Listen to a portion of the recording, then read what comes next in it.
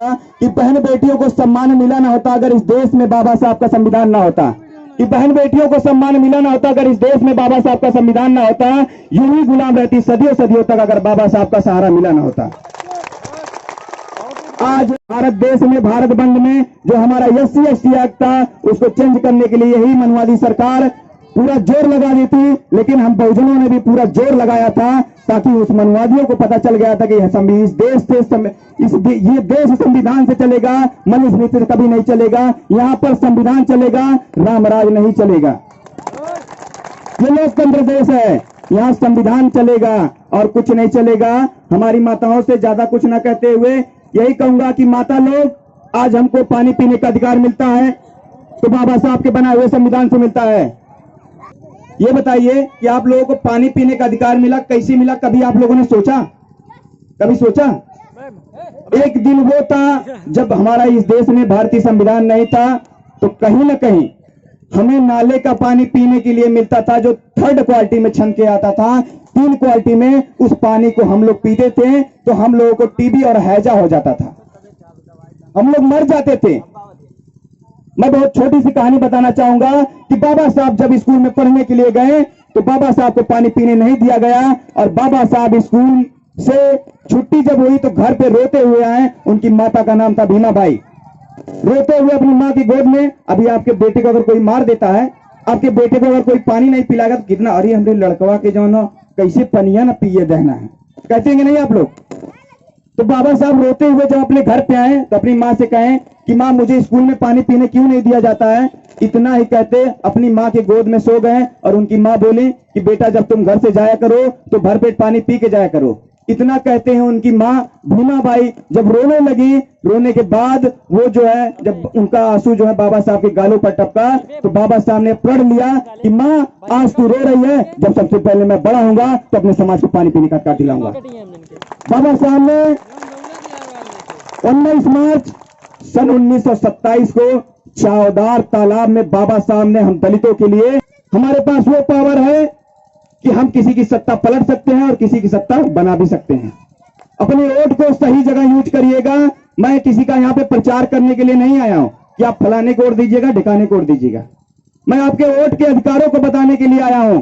बाबा साहब जब संविधान बना के दिए तो बाबा साहब संविधान जब पार्लियामेंट से बाहर निकले तो बाबा साहब ने कहा, हंसते हुए आए तो पंडित जवाहरलाल नेहरू ने कहा कि साहब आप क्यों हंस रहे हैं, आप क्यों हंस रहे हैं? बाबा साहब ने कहा आज मैंने उस रानी का ऑपरेशन कर दिया जो राजा एक रानी के पेट से पैदा होता था, अब हमारे एक वोट से पैदा होगा। तो बाबा साहब इतना बात कहते ही पंडित जवाहरलाल नेहरू ने कहा कि मैं आपके समाज को मीट और दारू से खरीद लूंगा, लेकिन बाबा साहब ने कहा कि जिस दिन मेरे जैसा आप जैसा नवयुवक महिलाएं जाग जाएंगी, वोट और साड़ी की मोहताज नहीं होंगी। हमें अपने वोट के अधिकार को पहचानने की जरूरत है। ऐसी कोई नोट नहीं बने जो आपके भाई को खरीद सके। कई लोग कहते हैं कि अरे भाजपा में चले जाओ बहुत पैसा मिलेगा। माना कि मैं बेशक गरीब हूं लेकिन मेरा ईमान नहीं मरा है। मैं किसी के लिए काम नहीं करता हूं कि नहीं मैं उनका प्रचार करूंगा तो उनका प्रचार करूंगा। मैं यहाँ किसी के लिए वोट मांगने नहीं आया हूं। मैं यहाँ पे आपके वोट के अधिकारों को बताने आया हूं। आप उस आदमी को वोट दीजिएगा जो आपको सही लगे कि हमारे सुख दुख में शामिल रहेगा, ये हमारे साथ कदम से कदम मिलाकर चलेगा। ऐसे लोगों को वोट दीजिएगा। समाज में ऐसे लोगों का नेतृत्व होना चाहिए जो हमारे सुख दुख में भागीदारी हो। ये नहीं कि वोट लेने के बाद हम एसी में बैठे और हमारे गरीब वर्ग का अगर शोषण अत्याचार हो तो आवाज कोई नहीं उठाए। हमें ये सब जानने की जरूरत है। और ज्यादा मैं कुछ नहीं कहूंगा, अभी बहुत साथी हमारे यहाँ पे पड़े हुए हैं, बोलेंगे। ये चांद सूरज सितारे मेरे साथ में रहे और आपका हाथ मेरे हाथ में रहे। साग से टूट कर गिर जाए वो पत्ते नहीं है, हम आंधियों से कह दो औकात में रहे। सभी को एक स्वर में क्रांतिकारी जय भीम जय संविधान। कोटि कोटि नमन करता हूं।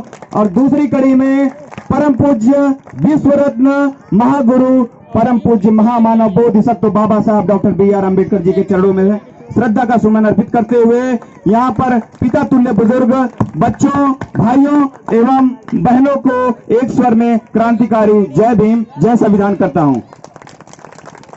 कि कलम शस्त्र और वस्त्र संविधान है, देश की तिरंगा महामानव की शान है। कि कलम शस्त्र और वस्त्र संविधान है, देश की तिरंगा महामानव की शान है, कि जाति पात ऊंच नीच बेड़ियों को तोड़ा और मनुवाद की रीढ़ की हड्डियों को तोड़ा, कि जाति पात ऊंच नीच बेड़ियों को तोड़ा और मनुवाद की रीढ़ की हड्डियों को तोड़ा, कि जीवन संघर्ष है अजीत मेरा नाम है और जय भीम बोलो तो होठों पर भी शान है। कि तूफान चल पड़ा है आबादियों के बस की बात की नहीं, कि तूफान चल पड़ा है आबादियों के बस की बात की नहीं। मैं ज्यादा कुछ ना कहते हुए मैं सब 4-5 कार्यक्रम छोड़ के यहाँ पर हमारे कुछ नौजवान साथी, मैं कुछ लोगों का नाम नहीं जानता, जैसे कि अभी जो संचालन महोदय जो कर रहे थे इनका मैं बहुत बहुत साधुवाद करना चाहूंगा, और जो अंकित और अनेक यहाँ पर कई ऐसे उमंग करके जो भी लड़के हैं काफी मेरे यहाँ फोन किए, तो मैं कहा कि चलूं अपने समाज, तो इस सरवा की सरजमी को भी मैं नमन करता हूं। और ज्यादा ना कुछ कहते हुए मैं बाबा साहब के मूल मंत्रों पर बात करना चाहूंगा कि आज हमारे देश की, इस भारत देश की महिलाओं को का अधिकार, लिखने का अधिकार, इस देश में, इस भारत देश लोकतंत्र देश में सबको बराबरी का अधिकार मिलता है, तो कहीं न कहीं भारतीय संविधान से मिलता है। आज अगर हम सुरक्षित हैं, सांस ले रहे हैं, तो कहीं न कहीं ये भारतीय संविधान की देन है। आज अगर संविधान नहीं होता तो हम लोगों का शोषण हनन वही होता, जो संविधान जब नहीं था तब वही हालत होती हमारी, कि वही हालत होती जो पशुओं जैसी बदतर हम जिंदगी अपनी व्यतीत करते थे।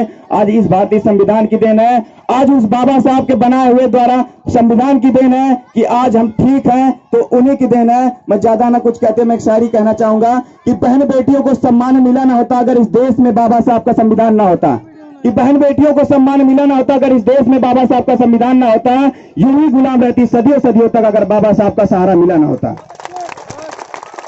आज बाबा साहब ने हिंदू कोड बिल को इस्तीफा दे दिया था हमारे समाज की इन महिलाओं के लिए, लेकिन हमारे समाज की महिलाएं 9 दिन का नवरात्र याद करती हैं, लेकिन उनको हिंदू कोड बिल याद नहीं है। आज अगर आपको संविधान पढ़ने की जरूरत है, आप देख रही हैं कि कहीं न कहीं संविधान का हनन किया जा रहा है, उसका शोषण किया जा रहा है, और बहुत ज्यादा दिन नहीं हुआ है।